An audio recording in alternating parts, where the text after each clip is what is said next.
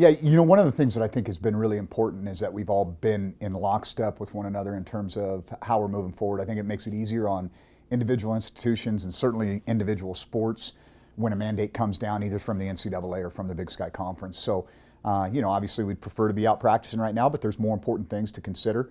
And I do think that it's been handled well from a Big Sky Conference level, knowing that we're all kind of in the same boat. There were some schools that completed most of their spring ball prior to this happening. I think UC Davis said they had 12 practices in, and you could say, hey, well, does that create an advantage? And I think my feelings on spring ball are pretty well founded, and I just think what you do in March, by and large, probably isn't going to have a huge impact on what you do in November and December when it counts the most.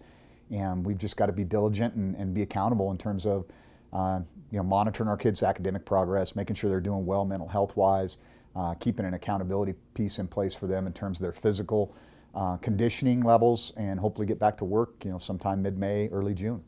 So what does the process look like of you guys keeping in touch with the kids, and how are they coping to the best of your knowledge with this sudden life change?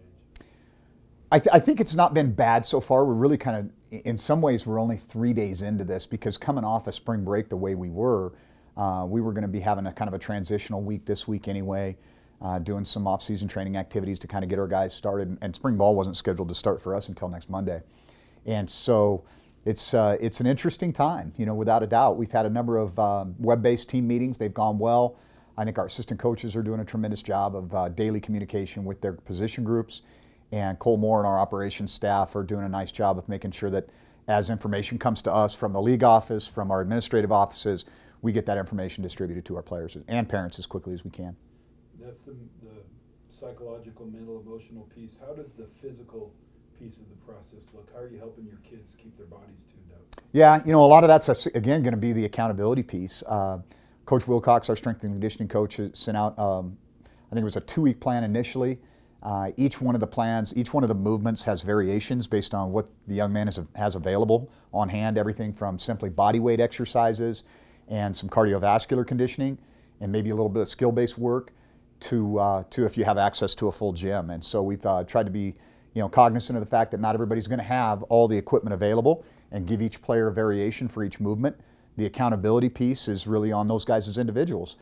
We do have a number of young men in town, and I know those guys are chomping at the bit and want to come in and maybe check some stuff out or those types of things, and we've just got to kind of pump the brakes a little bit right now. But we do have a plan in place to continue to move forward with these remote workouts as well as remote meetings.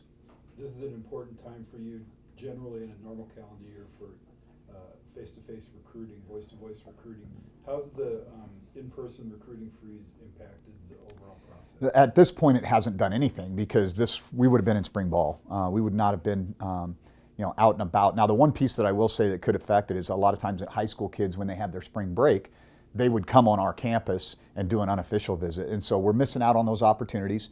I think we've got to do a great job of sending out information, DMing virtual tours of our campus, game day experience, making sure that our message is out there with our 21 recruits. We got to do a great job of staying in touch with our 20 incoming recruits, because all of their lives are impacted by this as well. Their academic progress, how the NCAA is going to look at their eligibility, some of those things. And so we've got a lot of work to do. It's not like we're sitting here twiddling our thumbs. We've got a lot of work to do in terms of recruiting our 21 class, filling some holes on our roster that we had left with some potential transfers or bounce downs, and then taking care of the guys that are in our program right now and will be coming in hopefully in August. What other surprises or landmines have you encountered that maybe have jumped up and you didn't see them coming? I think it's been, I wouldn't say it's been a landmine. I think it's been more of a blessing in disguise, because I think it's forced us all to utilize the technology a little bit more. The things that were already at our fingertips, already at our disposal, because we're all creatures of habit. We just did things the way we'd always done them. And I think we're all realizing that there's a lot of things that can be accomplished utilizing the technology that didn't have to be invented. It was already there. And so I don't really look at that as a negative. I look at that as a positive. We've been able to have regular staff meetings, both administratively as well as within our football staff. I mentioned that we've had regular meetings positionally and as a team. And our kids have been awesome about it. They embrace the technology because that's their generation. But I think it's forced kind of old dogs like me to maybe step into the 21st century a little bit more, and it's been good. The things that I'm concerned the most about, some of the landmines you talk about, the academic piece is concerning. Generally speaking, you can look a young man in the eye and get a pretty good feel for whether they're they're on top of things academically or not. And so there's going to be a lot of accountability that's going to have to creep in on these young men's behalf. And while we do a good job, I think, within our academic student services and our position coaches monitoring these guys, it's still going to be a hurdle that we have to overcome. And we don't want to have young men not be able to compete in the future because of their inability to track and do what they need to do during this time where we're using remote learning. You kind of addressed my last question, but I was going to ask if are there any other positives that you've come across, anything that has kind of been a pleasant surprise? I've spent a lot more time with my family. I think that's been very positive. I'm getting out and getting more exercise and enjoying the outdoors here in Bozeman. I think I've talked to my mom and my brothers more via Skype or just phone calls. I think anytime there's some trying times, I think it does have a tendency to bring people together, and you start to focus on the things that matter the most. And oftentimes those are the first things that you push to the back burner. So spending time with your family, communicating with your loved ones, I think those are all positive outcomes of this tragic situation that we're going through right now.